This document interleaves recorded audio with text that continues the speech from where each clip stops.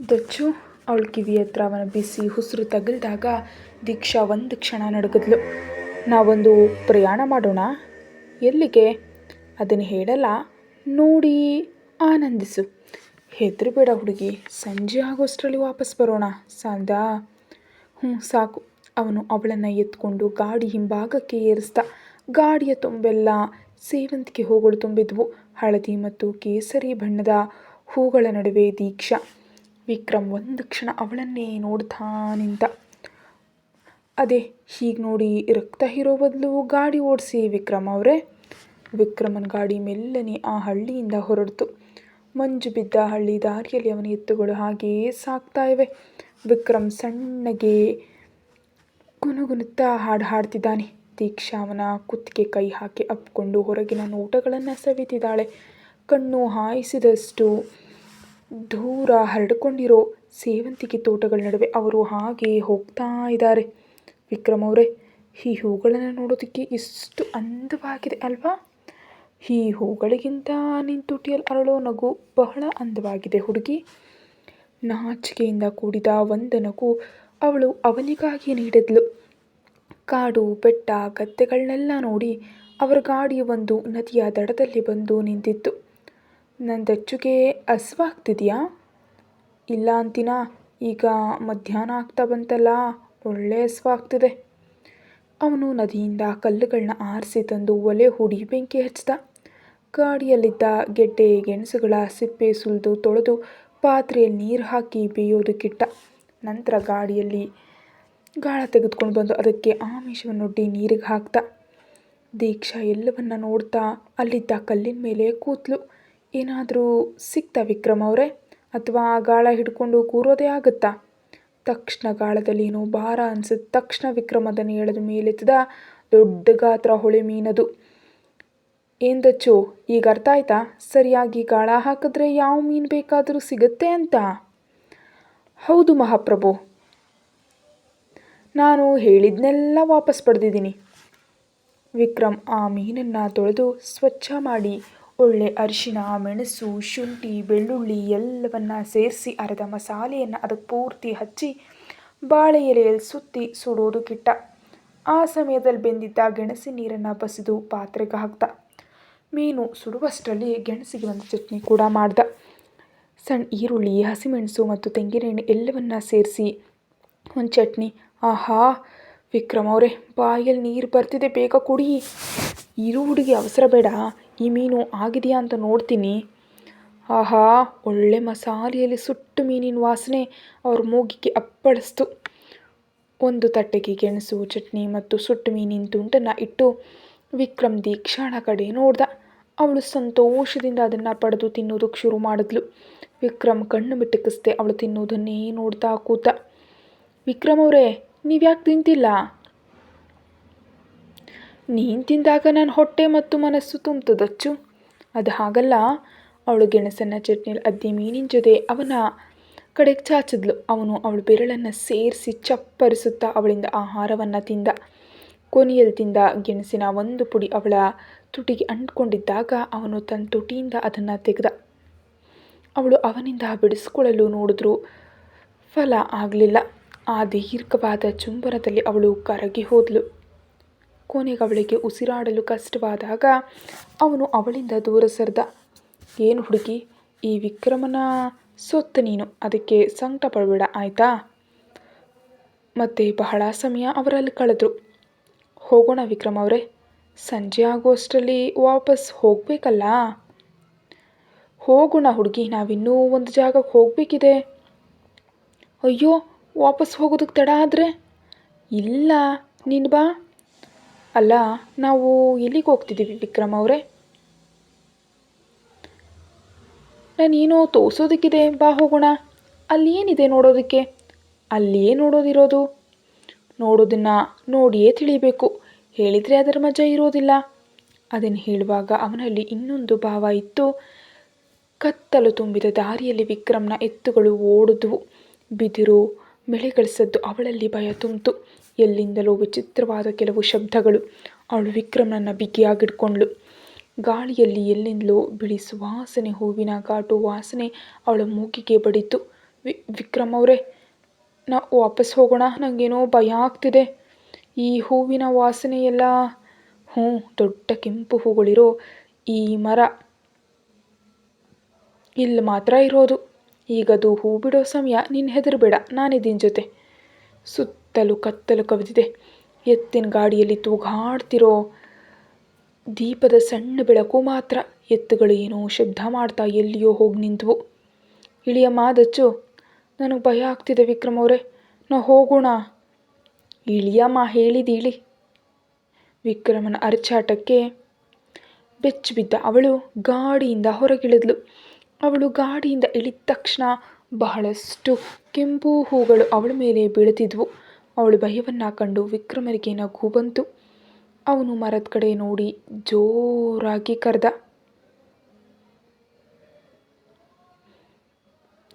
ಅವರ ಮುಂದೆ ಒಬ್ಬ ಸ್ತ್ರೀ ರೂಪ ಪ್ರತ್ಯಕ್ಷವಾಯಿತು. 6 ಅಡಿ ಎತ್ತರ, ತಲೆಯಿಂದ ಪಾದದವರೆಗೆ ಬಿಟ್ಟಿರೋ ಕೂದಲು, ಬಿಳಿ ಮತ್ತು ತೆಳ್ಳಗಿನ ಸುಂದರವಾದ ಹೊಟ್ಟೆ, ಅದರ ಮೇಲೆ ಕಲ್ಲುಗಳನ್ನು ಅಂಟಿಸಿದ ನಡುವಿನ ಸರ ಸುತ್ತಕೊಂಡಿದೆ. ಕೈ ತುಂಬ ಕಲ್ಲಿನ ಬಳೆಗಳು.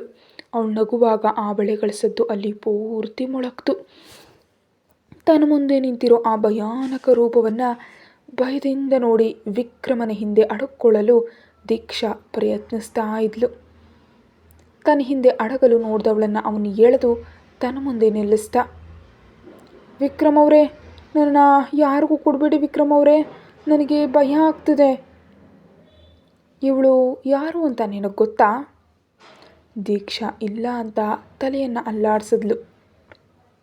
ಈ ಹಳ್ಳಿಯ ಸ್ವತ್ತಿವಳು, ಆದರೆ ರೂಪದಲ್ಲಿ ಅಪ್ಸರಿ ಅಂತಿದ್ದ ಇವಳನ್ನು ಕೆಲವು ಕಾಡು ಮನುಷ್ಯರು, ನಿನ್ನಪ್ಪ ವಿಶ್ವನಾಥನ್ ಥರ ಹೆಣ್ಣಿನ ಮೈಮೇಲೆ ಕಾಮ ಮಾತ್ರ ಕಾಣೋ ಕೆಲವು ಕಾಡು ಜನರು ವಂಚಿಸಿ ಕೊಂದರು ಇವಳನ್ನು. ಅಂದಿನಿಂದ ಈ ಊರಿನಲ್ಲಿ ಕೆಟ್ಟ ಕೆಲಸ ಮಾಡೋರ್ನೆಲ್ಲ ಇವಳು ಸಾಯಿಸ್ತಿದ್ದಾಳೆ. ಇವಳ ಹೆಸರು ಹೇಳಿದರೆ ಇಲ್ಲಿ ಬೆಚ್ಚಿ ಬೀಳ್ತಾರೆ. ನಿನ್ನನ್ನು ಇವಳಿಗೆ ಬಲಿ ಕೊಡಲೆಂದೇ ನಾನಿಲ್ಲಿ ಕರ್ಕೊಬಂದಿದ್ದು. ವಿಕ್ರಮನ ಕಣ್ಣುಗಳು ರಕ್ತದಂತೆ ಕೆಂಪಾದವು. ಬಾಯಿಂದ ಹಲ್ಲುಗಳು ಹೊರಗೆ ಬಂದವು. ಆ ರಾಕ್ಷಸಿ ಕೂಡ ರೌದ್ರ ರೂಪದ ಯಕ್ಷಿಯಾಗಿ ಬದಲಾದ್ಲು. ಅವರಿಬ್ಬರು ಸೇರಿ ದೀಕ್ಷಾಳ ಕುತ್ತಿಗೆಗೆ ತಮ್ಮ ಚೂಪಾದ ಹಲ್ಲುಗಳನ್ನ ಚುಚ್ಚೋದಕ್ಕೆ ನೋಡೋಷ್ಟರಲ್ಲಿ ದೀಕ್ಷಾಳ ಒಂದು ಒದದಕ್ಕೆ ಮಂಚದಲ್ಲಿ ಸುಖವಾಗಿ ನಿದ್ದೆ ಮಾಡ್ತಿದ್ದ ವಿಕ್ರಮ್ ಕೆಳಗೆ ಬಿದ್ದ. ದೀಕ್ಷಾಳ ಒಂದು ಒದಿಗೆ ವಿಕ್ರಮ್ ಕೆಳಗೆ ಬೀಳೋದಕ್ಕೆ ಕಾರಣ ಆಯಿತು. ನೆಲಕ್ಕೆ ಬಿದ್ದ ಅವನು ಬೆನ್ನು ಸವರ್ಕೊಂಡು ಎದ್ದು ಗಾಳಿಯಂತೆ ಓಡ್ಬಂದು ದೀಕ್ಷಾಳ ಕೆನ್ನೆಗೆ ಒಂದು ಬಾರಿಸ್ದ. ಅವನು ಏಟು ಬಿದ್ದ ತಕ್ಷಣ ಅವಳ ಮುಖ ಒಂದು ಕಡೆಗೆ ಸರಿತು. ಏಯ್, ನೀನು ನಿದ್ದೆ ಮಾಡೋದಕ್ಕೂ ಕೂಡ ಬಿಡೋದಿಲ್ವ ಮನುಷ್ಯರನ್ನ? ಅವಳಿನ್ನೂ ಆ ಕನಸಿನ ಗುಂಗ್ನಲ್ಲೇ ಇದ್ಲು. ಅದಕ್ಕಾಗಿ ಮುಂದೆ ನಿಂತಿರೋ ವಿಕ್ರಮನನ್ನು ಭಯದಿಂದ ನೋಡಿದ್ಲು. ಏಯ್, ನನ್ನನ್ನು ಏನು ಮಾಡಬೇಡಿ ವಿಕ್ರಮ್ ಅವರೇ, ಮತ್ತು ರಾಕ್ಷಸಿ ಸೇರಿ ಯಾಕೆ ನನ್ನ ರಕ್ತ ಕುಡಿಯೋದಕ್ಕೆ ಬರ್ತಿದ್ರಿ? ನಾನು ಪಾಪ ಅಲ್ವಾ? ವಿಕ್ರಮ್ ಅವರ ಚೂಪಾದ ಹಲ್ಲುಗಳು ನನಗೆ ಭಯ ಆಗ್ತಿದೆ. ಇವಳು ಏನೇನೋ ಮಾತಾಡ್ತಿದ್ದಾಳಲ್ಲ, ಚೂಪಾದಲ್ಲ ನನಗ. ಯಾರದು ಆ ರಾಕ್ಷಸಿ? ಅವಳು ಯಾವುದೋ ಕನಸು. ಅವನು ಅವಳ ಹತ್ರ ಹೋಗಿ ಅವಳನ್ನ ಕುಲುಕಿ ಕರೆದ. ದೀಕ್ಷಾ, ಅವನ ಜೋರಾದ ಕರೆಯಿಂದ ಅವಳಿಗೆ ಪ್ರಜ್ಞೆ ಬಂತು. ಅವಳು ಬೆಚ್ಚಿ ಬಿದ್ದು ನೋಡಿದಾಗ ಕೋಪದಿಂದ ಕೆಂಪಾದ ಕಣ್ಣುಗಳೊಂದಿಗೆ ನಿಂತಿರೋ ವಿಕ್ರಮ್ನನ್ನ ಕಂಡ್ಳು. ಏನೇ, ನಿನ್ನ ತಲೆ ಏನಾದರೂ ಕೆಟ್ಟಿದ್ಯಾ? ನಿನ್ನ ಕೆಟ್ಟ ಕನಸು ನನ್ನ ಬೆನ್ನು ಮುರಿದು ಹಾಕಿದೆಯಲ್ಲ, ನೋಡಿದ್ಯಾ? ಕೆನ್ನೆ ಪೂರ್ತಿ ಉರಿಯೋದಕ್ಕೆ ಶುರು ಮಾಡಿದಾಗ ವಿಕ್ರಮನ ಕೈಯಿಂದ ಏಟು ಬಿದ್ದಿದೆ ಎಂಬುದು ಅವಳಿಗೆ ಅರ್ಥವಾಯಿತು. ಕಣ್ಣುಗಳಲ್ಲಿ ನೀರು ತುಂಬಿಕೊಂಡು ಅವನನ್ನು ನೋಡಲಾಗದೆ ಅವಳು ನೆಲದ ಕಡೆ ನೋಡ್ತಾ ನಿಂತಳು. ಯಾಕೋ ಅವಳ ಆ ನಿಲುವನ್ನು ಕಂಡು ಅವನಿಗೆ ಒಂದು ಬೇಸರ ಅನ್ನಿಸ್ತು. ಹೊಡಿಬಾರ್ದಿತ್ತು. ತಕ್ಷಣ ಕೋಪ ಬಂದಾಗ ಹೊಡೆದುಬಿಟ್ಟೆ, ಅವನು ಮನಸ್ಸಿನಲ್ಲೇ ಅಂದ್ಕೊಂಡ. ತಲೆ ತಗ್ಗಿಸಿ ಬಿಗ್ತಿದ್ದ ಅವಳ ಮುಖವನ್ನು ಅವನು ಎತ್ತಿ ಹಿಡಿದ. ಕೆಂಪಾದ ಅವಳ ಕಣ್ಣುಗಳು ಅವನನ್ನು ಅಲುಗಾಡಿಸಿದ್ವು. ಆದರೂ ಕೋಪದ ಮುಖವಾಡ ಧರಿಸ್ದ. ಏಯ್, ಮುಖ ನೋಡೆ. ಅವಳು ಹೆದರಿ ಅವನ ಕಣ್ಣುಗಳ ಕಡೆ ನೋಡಿದ್ಲು. ಅವಳ ಕಣ್ಣುಗಳು ನಡುಗ್ತಾ ಇದ್ವು. ಯಾರೇ ಆ ರಾಕ್ಷಸಿ? ಅವಳು ಮತ್ತು ನಾನು ನಿನ್ನ ಕೊಲ್ಲೋದಕ್ಕೆ ನೋಡಿದ್ವು ಅಂತ ಹೇಳಿ ನೀನು ಆವಾಗಲೇ ಹೇಳಿದೆ ಅಲ್ವಾ? ನೀನು ನನ್ನ ಕೆಳಗೆ ತಳ್ಳಿದ್ದು. ವಿಕ್ರಮ್ ಹೇಳ್ತಿರೋದನ್ನು ಕೇಳಿದ್ರು. ಅವಳು ಏನೂ ಮಾತಾಡದೆ ನಿಂತಿರೋದನ್ನು ಕಂಡು ಅವನಿಗೆ ಕೋಪ ಬಂತು. ಏನೇ, ನಾನು ಕೇಳಿದ್ದು ಕೇಳಿಸ್ಲಿಲ್ವಾ? ಯಾವ ಕನಸು ಕಂಡೆ ನೀನು? ಅದು ಆಮೇಲೆ ಹೇಳಲಾಗದೆ ತಡಬಡಾಯಿಸ್ತಿದ್ದ ಅವಳ ಸೊಂಟ ಕೈ ಹಾಕಿ ತನ್ನ ಹತ್ರ ಕೆಳೆದು ನಿಲ್ಲಿಸ್ಕೊಂಡ. ದೀಕ್ಷಾಳ ಮೈಯಲ್ಲಿ ವಿದ್ಯುತ್ ಅರಿದಂತನಿಸ್ತು. ಆದರೂ ಆ ಕನಸಿನಲ್ಲಿ ಹೊರಗೆ ಚಾಚಿದ್ದ ವಿಕ್ರಮ ಹಲ್ಲುಗಳನ್ನು ನೆನೆಸ್ಕೊಂಡು ಅವಳು ಅವನ ಮುಖವನ್ನೇ ಸೂಕ್ಷ್ಮವಾಗಿ ನೋಡಿದ್ಲು. ಏನಮ್ಮ ಅಷ್ಟೊಂದು ನೋಡ್ತಿದ್ಯಾ? ಮರ್ಯಾದೆಯಿಂದ ಕನಸಿನ ಬಗ್ಗೆ ಹೇಳು, ಇಲ್ದಿದ್ರೆ ನಾನು ಅಂತ ಹೇಳಿ ಅವಳ ಸೊಂಟದ ಮೇಲೆ ಕೈ ಬಿಗಿಗೊಳಿಸ್ದ. ಬೇಡ, ನಾನು ಹೇಳ್ತೀನಿ. ಅವಳು ಕನಸುಗಳನ್ನ ಒಂದೊಂದಾಗಿ ಹೇಳೋದಕ್ಕೆ ಶುರು ಮಾಡಿದ್ಲು. ವಿಕ್ರಮ್ ಎತ್ತಿನ ಗಾಡಿಯಲ್ಲಿ ಬಂದದ್ದು, ಅವಳನ್ನ ಕರ್ಕೊಂಡು ಸೇವಂತಿಗೆ ತೋಟದ ನಡುವೆ ಹೋದದ್ದು, ನದಿ ದಡದಲ್ಲಿ ಕೂತು ಅಡುಗೆ ಮಾಡಿ ತಿಂದದ್ದು ಅಷ್ಟೇ ಅಲ್ಲದೆ ಮುತ್ತು ಕೊಟ್ಟದನ್ನು ಕೂಡ ಹೇಳಿದ್ಲು. ನಂತರ ಅವರು ಒಂದು ಸ್ಥಳಕ್ಕೆ ಹೋಗಿದ್ದು, ಕೆಂಪು ಹೂಗಳು ಮತ್ತು ಆ ರಾಕ್ಷಸಿ ಎಂಬ ಯಕ್ಷಿ ಹೀಗೆ ಕೊನೆಯಲ್ಲಿ ರಕ್ತ ಕುಡಿಯೋದಕ್ಕೆ ನೋಡಿದ್ದನ್ನು ಹೇಳಿದ್ಲು. ಇದೆಲ್ಲವನ್ನು ಕೇಳಿ ವಿಕ್ರಮನಿಗೆ ಪೂರ್ತಿ ತಲೆ ಕೆಟ್ಟು ಹೋದ ಸ್ಥಿತಿ ಆಯಿತು. ಇದೇನು ಜೀವನ? ಅವನ ಮನಸ್ಸಿನಲ್ಲೇ ನೆನೆದ. ದೀಕ್ಷಾ ಈಗಲೂ ವಿಕ್ರಮ್ನನ್ನು ಸೂಕ್ಷ್ಮವಾಗಿ ನೋಡ್ತಿದ್ದಾಳೆ. ಯಾಕೆ ಮತ್ತೆ ಹಾಗೆ ನೋಡ್ತಿದ್ಯಾ? ಅದು ಕನಸಿನಲ್ಲಿದ್ದ ಹಾಗೆ ಚೂಪಾದ ಹಲ್ಲುಗಳು. ಹಾಂ, ಇವೆಯಮ್ಮ, ತೋರಿಸ್ಬೇಕಾ ನಿನಗೆ? ನನ್ನ ಹಲ್ಲಿನಿಂದಲೇ ನಾನು ನಿನ್ನ ರಕ್ತ ಹೀರಿ ಕುಡಿಯೋದಕ್ಕೆ ಹೋಗ್ತಿದ್ದೀನಿ. ದೀಕ್ಷಾ ಅವನನ್ನೇ ನೋಡಿದ್ಲು. ಕ್ಷಣಾರ್ಧದಲ್ಲಿ ಅವನು ಅವಳ ಕುತ್ತಿಗೆ ಹತ್ತಿರ ತನ್ನ ಹಲ್ಲುಗಳನ್ನ ಒತ್ತದ. ಅವನ ಗಡ್ಡ ಮತ್ತು ಮೀಸೆಯಿಂದ ಆದ ಕಿಚಿಕಿಚಿ ಮತ್ತು ಅವನ ಹಲ್ಲುಗಳು ನೀಡಿದ ನೋವು ಎಲ್ಲದರಿಂದ ಅವಳು ಪೂರ್ತಿ ನಡುಗಿ ಹೋದ್ಲು. ಒಂದು ಆಸರಿಗಾಗಿ ಅವಳ ಕೈಗಳು ಅವನ ಬೆನ್ನ ಮೇಲೆ ಬಿಗಿಯಾದವು. ಸ್ವಲ್ಪ ಹೊತ್ತಿನ ನಂತರ ಅವನು ಅವಳನ್ನ ಬಿಟ್ಟಾಗ ಅವಳ ಕುತ್ತಿಗೆ ಮೇಲೆ ಅವನ ಹಲ್ಲಿನ ಗುರುತು ಮೂಡಿತ್ತು. ಏನೇ, ಸಾಕಾ ನನ್ನ ಹಲ್ಲುಗಳ ರುಚಿ? ತಲೆ ತಗ್ಸಿ ನಿಂತಲೇ ಹೊರತು ಅವಳು ಏನೂ ಮರು ಉತ್ತರ ನೀಡಲಿಲ್ಲ. ಬೆರಳಿನಿಂದ ಅವಳ ಮುಖ ಎತ್ತಿ ಹಿಡಿದು ನಡಗ್ತಿದ್ದ ಕಣ್ಣುಗಳನ್ನ ನೋಡ್ದ. ಅವಳ ಕುತ್ತಿಗೆ ಮೇಲಿರೋ ಗುರುತಿನ ಮೇಲೆ ಒಮ್ಮೆ ಬೆರಳು ಸವರ್ದ. ನೋವಾಗಿದ್ದರಿಂದ ಅವಳ ಮುಖ ಸ್ವಲ್ಪ ಸೊಟ್ಟಗಾಯಿತು. ನನ್ನ ಈ ಮುತ್ತಿನ ಗುರುತು ಹೇಗಿದೆ? ಯಾಕೋ ಅವನು ಹಾಗೆ ಕೇಳಿದಾಗ ಅವಳ ಮುಖದಲ್ಲಿ ನಾಚಿಕೆಯಿಂದ ಕೂಡಿದ ಒಂದು ನಗು ಅರಳಿತು. ನೀನು ನಾಚಿಕೊಳ್ತಿದ್ಯಾ? ಅವಳು ನಾಚಿಕೆಯಿಂದ ತಲೆ ತಗ್ಸಿದ್ಲು. ಅಯ್ಯೋ, ಅವಳು ಒಂದು ನಾಚಿಕೆ. ಏನೇ ನೀನು? ಈ ಕುತ್ತಿಗೆ ಗುರುತು ನಾನು ನಿನಗೆ ಪ್ರೀತಿಯಿಂದ ಕೊಟ್ಟಿದ್ದೀನಿ ಅಂತ ತಪ್ಪಾಗಿ ತಿಳಿಬೇಡ. ಕನಸಲ್ಲಿ ನನ್ನನ್ನು ರಕ್ತ ಕುಡಿಯೋ ರಾಕ್ಷಸನಂತೆ ನೋಡಿದೆಯಲ್ಲ, ಅದಕ್ಕೊಂದು ಉದಾಹರಣೆ ತೋರಿಸ್ದೆ ಅಷ್ಟೇ. ಅದನ್ನು ಬಿಟ್ಟು ಇದು ನನ್ನ ಪ್ರೀತಿ ಅಂತ ತಿಳಿಬೇಡ, ಕೇಳ್ತಾ ವಿಶ್ವನಾಥನ ಮಗಳೇ. ಹೋ, ಇದೇನು ಪ್ರಾಣಿ! ಓ ದೇವ್ರೇ, ಸೈಕೋ, ಅವಳ ಮನಸ್ಸಿನಲ್ಲೇ ಅಂದ್ಕೊಂಡ್ಳು. ಆದರೆ ಹೇಳಿದ್ದು ಸ್ವಲ್ಪ ಜೋರಾಗಿದ್ದರಿಂದ ವಿಕ್ರಮನಿಗೆ ಅದು ಕೇಳಿಸ್ತು. ಹೌದೇ, ಸೈಕೋನೇ ನಾನು. ಈ ಹುಚ್ಚುತನದ ಉತ್ತುಂಗಕ್ಕೆ ನನ್ನ ಕರ್ಕೊಂಡು ಹೋಗಬೇಡ. ಅದು ನಿನಗೆ ಒಳ್ಳೆಯದಲ್ಲ. ಅದಕ್ಕೆ ಅತಿಯಾಗಿ ಮಾತಾಡದೆ ಮಲಗೋದು ನೋಡು. ದೀಕ್ಷಾ ಮಲಗೋದಕ್ಕೆ ಹೋಗಲು ತೊಡಗಿದಾಗ, ನೋಡಮ್ಮ, ಇನ್ಯಾವುದಾದ್ರೂ ಕನಸು ಕಂಡು ನನ್ನ ಬೆನ್ನು ಮುರಿಯೋದಕ್ಕೆ ಬಂದರೆ ಅದು ನಿನ್ನ ಕೊನೆಯ ಕನಸಾಗೋದು ಹೇಳಿಬಿಟ್ಟಿದ್ದೀನಿ. ಅವಳು ಏನೂ ಮಾತಾಡದೆ ಮಂಚದ ಮೇಲೆ ಬಂದು ಮಲಗಿದ್ಲು. ವಿಕ್ರಮ್ ಕೂಡ ಅವಳಿಗೆ ಎದುರಾಗಿ ಮಲಗ್ದ. ಯಾಕೋ ಅವನ ಎದೆ ಮೇಲೆ ಹೊರಗೆ ಮಲಗಬೇಕು ಅಂತ ಅವಳಿಗೆ ಅನ್ನಿಸ್ತು. ಆದರೆ ಆ ರಾಕ್ಷಸ ಮುಖ ನೋಡಲು ಧೈರ್ಯವಿಲ್ಲದ ಕಾರಣ ಅವಳು ಕಣ್ಣು ಮುಚ್ಚಿ ಮಲಗಿದ್ಲು. ಸ್ವಲ್ಪ ಸಮಯದ ನಂತರ ದೀಕ್ಷಾ ಮೆಲ್ಲನೆ ಕಣ್ಣು ತೆರೆದು ನೋಡಿದ್ಲು. ಯಪ್ಪ, ರಾಕ್ಷಸ ನಿದ್ದೆ ಮಾಡಿದ್ದಾನೆ. ಅವಳು ಮೆಲ್ಲನೆ ಅವನ ಎದೆಗೆ ಅಂಟ್ಕೊಂಡು ಮಲಗಿದ್ಲು. ತಕ್ಷಣ ಅವನ ಕೈಗಳು ಅವಳನ್ನ ಅಪ್ಕೊಂಡವು. ದೀಕ್ಷಾ ಗಾಬರಿಯಿಂದ ಮುಖ ಎತ್ತಿ ನೋಡಿದಾಗ ವಿಕ್ರಮ್ ನಿದ್ದೆಯಲ್ಲೇ ಅಪ್ಕೊಂಡಿದ್ದಾನೆ ಅಂತ ತಿಳಿಯಿತು. ಸಮಾಧಾನದ ನಿಟ್ಟುಸಿರು ಬಿಟ್ಟು ಅವಳು ಮೆಲ್ಲನೆ ಕಣ್ಣು ಮುಚ್ಚಿ ವಿಕ್ರಮನ ಎದೆಯ ಬೆಚ್ಚಗಿನ ಅಪ್ಪುಗೆಯಲ್ಲಿ ನಿದ್ದೆಗೆ ಜಾರಿದ್ಲು. ಆದರೆ ಇದೆಲ್ಲವನ್ನು ನಿದ್ದೆ ಮಾಡದೆ ನಟಿಸ್ತಿದ್ದ ವಿಕ್ರಮ್ ನೋಡ್ತಿದ್ದ. ಅವನು ಮೆಲ್ಲನೆ ಅವಳ ತಲೆಯನ್ನು ಸವರಿ ಹಣೆ ಮೇಲೆ ಒಂದು ಮುತ್ತು ನೀಡ್ದ. ಗೊತ್ತಿಲ್ಲ ನಿನಗೂ ನನಗೂ ಏನು ಸಂಬಂಧ ಅಂತ. ನೀನು ನಾನು ನೋಯಿಸೋದಕ್ಕೆ ಇಲ್ಲಿ ಕರ್ಕೊಬಂದೆ, ಆದರೆ ಗೊತ್ತಿಲ್ಲ ನಿನಗೂ ನನಗೂ. ಬೇಡ ಬೇಡ ವಿಕ್ರಮ್, ನೀನು ಏನೇನೋ ಆಲೋಚಿಸ್ತಿದೀಯ. ಇವಳು ಕೇವಲ ವಿಶ್ವನಾಥನನ್ನ ನಾಶ ಮಾಡೋದಕ್ಕೆ ನಿಂಗೆ ಸಿಕ್ಕಿದ ಒಂದು ಬಲಿ ಅಷ್ಟೇ. ಅದರ ಹೊರತಾಗಿ ಏನೂ ಇಲ್ಲ, ಏನೂ ಇರಬಾರ್ದು. ಅವನ ಮನಸ್ಸು ಹೇಳುತ್ತಲೇ ಇತ್ತು. ಆದರೂ ಅವಳನ್ನ ಮತ್ತಷ್ಟು ತನ್ನ ಹತ್ತಿರ ಕೇಳ್ಕೊಂಡು ಅವನು ಕೂಡ ನಿದ್ದೆಗೆ ಜಾರ್ದ. ಬೆಳಗಿನ ಜಾವ ಕಣ್ತೆರೆದಾಗ ತನ್ನ ಎದೆ ಮೇಲೆ ಮಲಗಿರೋ ದೀಕ್ಷಾಳನ್ನು ಅವನು ಪ್ರೀತಿಯಿಂದ ನೋಡ್ದ. ನಂತರ ಅವಳನ್ನ ತನ್ನಿಂದ ದೂರ ಸರಿಸೋದಕ್ಕೆ ನೋಡೋ ಅಷ್ಟರಲ್ಲಿ ಅವಳು ಅವನನ್ನು ಬಿಗಿಯಾಗಿ ಅಪ್ಕೊಂಡ್ಳು. ಅವಳ ಆ ತಕ್ಷಣದ ಕೆಲಸದಿಂದ ಅವನು, ಹೋ, ಇವಳು ನಿದ್ದೆಯಲ್ಲೇ ಇದ್ದಾಳಲ್ಲ, ಏನೇನೋ ಹೇಳ್ತಿದ್ದಾಳಲ್ಲ. ವಿಕ್ರಮ್ ಅವಳ ಮಾತುಗಳನ್ನ ಕೇಳೋದಕ್ಕೆ ಕಿವಿ ಕೊಟ್ಟ. ವಿಕ್ರಮ್ ಅವರೇ, ನನಗೆ ನಿಮ್ಮ ಮೇಲೆ ಪ್ರೀತಿ ಇದೆ, ನನ್ನ ರಾಕ್ಷಸನ ಮೇಲೆ ನಂಗೆ ತುಂಬ ಇಷ್ಟ ಅಂತ ಹೇಳಿ ಅವಳು ವಿಕ್ರಮನಿಗೆ ಜೋರಾಗಿ ಮುತ್ತು ಕೊಟ್ಳು. ಇನ್ನು ಹೀಗೇ ಮುಂದುವರೆದರೆ ತಾನು ಅವಳಿಗೆ ಸೋತು ಹೋಗ್ತೀನಿ ಅಂತ ಅನಿಸಿ ಕೋಪದ ರೀತಿಯಲ್ಲಿ ಅವಳನ್ನ ಕರೆದ. ವಿಕ್ರಮನ ಅರ್ಚಾಟಕ್ಕೆ ಅವಳು ಬಿದ್ಲು ಎದ್ಲು. ಏನಾಯಿತು? ನಿನ್ನ ತಲೆ ಬೆಳಗಾದರೂ ಮಹಾರಾಣಿ ಹೇಳದೇ ಇರೋದನ್ನು ಕಂಡು ನಾನು ಸ್ವಲ್ಪ ಎಚ್ಚರಿಸಿದೆ ಅಷ್ಟೇ. ಹೋ, ಇದು ಎಂಥ ಎಚ್ಚರಗೊಳಿಸುವಿಕೆ, ನನ್ನ ಕಿವಿ ಕಿವುಡಾಗೋಯ್ತು ಅನಿಸುತ್ತೆ. ಅವಳ ಮನಸ್ಸಿನಲ್ಲಿ ಗುಣಗದ್ಲು.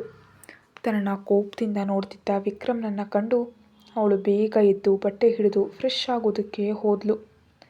ಸ್ನಾನ ಮುಗಿಸ್ಬಂದು ತಿಂಡಿ ತಯಾರಿಸಿ ಮೇಜಿನ ಮೇಲೆ ಇಟ್ಲು. ಮತ್ತು ಅಡುಗೆ ಮನೆಗೆ ಹೋಗಿ ತಿಂಡಿ ಮಾಡಿದ ಪಾತ್ರೆಗಳನ್ನೆಲ್ಲ ತೊಳೆದಿಟ್ಲು. ಕೆಲಸ ಮಾಡ್ತಿರುವಾಗ ಮನಸ್ಸಿನಲ್ಲಿ ಪೂರ್ತಿ ಹಿಂದಿನ ದಿನದ ಕನಸು ಮತ್ತು ನಂತರ ನಡೆದ ವಿಷಯಗಳೇ ಇದ್ದವು. ಕುತ್ತಿಗೆ ಮೇಲಿದ್ದ ಆ ಕೆಂಪು ಗುರುತಿನ ಮೇಲೆ ಮೆಲ್ಲನೆ ಬೆರಳನ್ನು ಆಡಿಸಿದ್ಲು. ಒಂದು ವಿಷಯದಲ್ಲಿ ನನಗೆ ಬಹಳ ಸಂತೋಷ ಇದೆ. ನಿದ್ದೆಯಲ್ಲಾದರೂ ಆ ರಾಕ್ಷಸನಿಗೆ ಒಂದು ಒದೆ ಕೊಡೋದಕ್ಕೆ ಸಾಧ್ಯ ಆಯ್ತಲ್ಲ. ನನ್ನ ಈ ಜೈಲಿನಲ್ಲಿ ಹಾಕಿ ಉಸಿರುಗಡಿಸ್ತಿರೋದಕ್ಕೆ ನನ್ನ ಕಡೆಯಿಂದ ಒಂದು ಸಣ್ಣ ಉಡುಗೊರೆ. ಇನ್ನು ಮುಂದೆ ಇಂಥ ಒಳ್ಳೆ ಕನಸುಗಳು ಬಂದು ಆ ರಾಕ್ಷಸನಿಗೆ ಒಳ್ಳೆ ಏಟು ಕೊಡುವಂತಾಗಲಿ ದೇವರೇ. ತಕ್ಷಣ ಹಿಂದಿನಿಂದ ಯಾರು ಕೆಮ್ಮಿಸದ್ ಕೇಳಿ ಬೆಚ್ಚಿ ಬಿದ್ದು ತಿರುಗಿ ನೋಡಿದಾಗ ಕೈಕಟ್ಟು ನಿಂತಿದ್ದ ಆ ವಿಕ್ರಮ್ನನ್ನು ಕಂಡ್ಳು. ಈಶ್ವರ, ಸಿಕ್ಕಾಕೊಂಡೇ. ಅವಳು ವಿಕ್ರಮ್ನನ್ನು ನೋಡಿ ಸುಮ್ಮನೆ ನಗ್ತಾ, ವಿಕ್ರಮ್ ಅವರೇ, ಯಾವಾಗ ಬಂದ್ರಿ? ನಾನು ಚಹಾ, ಹೋ ಕ್ಷಮಿಸಿ, ಕಾಫಿ ತರಲಾ ಅಂತ ಹೇಳಿ ಮೆಲ್ಲನೆ ಜಾರೋದಕ್ಕೆ ನೋಡುವಾಗ ಅವಳನ್ನ ಎಳೆದು ಗೋಡೆ ಒರಗಿಸಿ ನಿಲ್ಲಿಸ್ದ. ಅವಳು ಮೆಲ್ಲನೆ ಅವಳ ಮೇಲೆ ಬಗ್ದ. ಒಂದು ಕ್ಷಣ ಅವಳು ನಡುಗೆ ಹೋದ್ಲು. ಕನಸಲ್ಲಿ ನನ್ನ ಒಮ್ಮೆ ಕೆಳಗೆ ತಳ್ಳಿದ್ದಕ್ಕೆ ನಿನಗೆ ಇಷ್ಟೊಂದು ಸಂತೋಷವಾ? ಇನ್ನು ಸ್ವಲ್ಪ ಮುಂಚೆ ದೇವ್ರ ಹತ್ರ ಏನೋ ಕೇಳಿಕೊಂಡೆ, ನನ್ನ ಮತ್ತೆ ಕೆಳಗೆ ತಳ್ಳುವಂಥ ಕನಸುಗಳನ್ನ ತೋರಿಸಿ ಅಂತ ತಾನೇ. ನಿನಗೆ ನಾನು ತೋರಿಸ್ತೀನಿ ಒಳ್ಳೆ ಮೊದಲ ದರ್ಜೆ ಕನಸು ಅಂತ ಹೇಳಿ ಅವಳ ಸೊಂಟವನ್ನು ಬಿಗಿಯಾಗಿಡ್ದ. ದೀಕ್ಷಾ ನೋವಿನಿಂದ ನರಡಿ ಕಾಲಿನ ಬೆರಳುಗಳ ಮೇಲೆ ಕೆದ್ಲು. ವಿಕ್ರಮ್ ಅವರೇ, ಪ್ಲೀಸ್, ನೋವಾಗ್ತಿದೆ. ನಾನಿನ್ನೂ ಹಾಗೆ ಹೇಳಲ್ಲ, ನಿಜ, ನನ್ನ ಬಿಡಿ. ಅವಳ ಕಣ್ಣುಗಳು ತುಂಬಿ ಬಂದವು. ಅದನ್ನು ನೋಡಿದಾಗ ಅವನಿಗೆ ಅವಳ ಮೇಲಿನ ಹಿಡಿತ. ಇನ್ನು ಮುಂದೆ ನನ್ನ ಬಗ್ಗೆ ಹೀಗೇನಾದರೂ ಹೇಳಬೇಕನ್ಸಿದ್ರೆ ಈ ಹಿಡಿತ ನೆನಪಿರಲಿ, ಕೇಳ್ತಾ? ಗುಂಡ್ಕಣ್ಣಿ. ಅವಳು ಇನ್ನೂ ಹೇಳಲ್ಲ ಅನ್ನುವಂತೆ ತಲೆ ಅಲ್ಲಾಡಿಸಿದ್ಲು. ಸ್ವಲ್ಪ ಸಮಯದ ನಂತರ ವಿಕ್ರಮ್ ರೆಡಿಯಾ ಕಚೇರಿಗೆ ಹೋದ. ಮತ್ತೆ ದೀಕ್ಷಾ ಒಬ್ಬಳೇ ಆದ್ಲು. ಕೆಲಸಗಳನ್ನೆಲ್ಲ ಮುಗಿಸಿ ಸುಮ್ಮನೆ ಬಾಲ್ಕನಿಗೆ ಹೋಗಿ ಕೂತ್ಲು. ಮೋಡ ಕವಿದ ಆಕಾಶ, ಕಾರ ಮೋಡಗಳ ಕವಿದು ಮಳೆ ಸುರಿಯೋದು ಕಾಯ್ತಿವೆ. ತಂಪಾದ ಗಾಳಿ ಭೂಮಿಗೆ ತನ್ನ ಆಗಮನ ತಿಳಿಸ್ತಾ ಮೊದಲ ಹನಿ ಬಿತ್ತು. ಸಣ್ಣಕ್ಕೆ ಶುರುವ ಕೊನೆಯಲ್ಲಿ ದೊಡ್ಡ ಮಳೆಯಾಗಿ ಸುರಿಯೋದಕ್ಕೆ ಶುರು ಮಾಡಿತು. ಆ ಮಳೆಯನ್ನು ಕಂಡ ತಕ್ಷಣ ಅದರಲ್ಲಿ ಸ್ವಲ್ಪ ನೆನಿಬೇಕು ಎಂಬ ಆಸೆ ನಮ್ಮ ದೀಕ್ಷಾಳಿಗೆ ಬಂತು. ಅವಳು ಬೇಗ ಮೆಟ್ಟಿಲಿಳಿದು ಅಂಗಳದ ನಡುಭಾಗಕ್ಕೆ ಹೋದ್ಲು. ಆ ಮನೆಯ ಮಧ್ಯಭಾಗದಲ್ಲಿ ಅಂಗಳ ಇತ್ತು. ಅಲ್ಲಿಗೆ ಹೋಗಿ ಆ ತಂಪಾದ ಮಳೆ ಹನಿಗಳನ್ನು ಮನಸಾರೆ ಅನುಭವಿಸಿದ್ಲು. ಆಡುತ್ತಾ ಹಾಡುತ್ತಾ ಆ ಮಳೆಯಲ್ಲಿ ಅವಳು ಒಂದಾಗಿ ಹೋದ್ಲು. ಮುಂದೆ ಕಾದಿರೋ ತೊಂದರೆಯ ಅರಿವಿಲ್ಲದೆ. ಕತೆ ಮುಂದುವರಿಯುತ್ತೆ. ಹೆಚ್ಚಿನ ವಿಡಿಯೋಗಾಗಿ ಚಾನಲ್ಗೆ ಸಬ್ಸ್ಕ್ರೈಬ್ ಮಾಡಿ ಮತ್ತು ವಿಡಿಯೋವನ್ನು ಮುಂಚಿತವಾಗಿ ನೋಡಲು ದಯಮಾಡಿ ಮೆಂಬರ್ಶಿಪ್ ತಗೊಳ್ಳಿ. Thank you.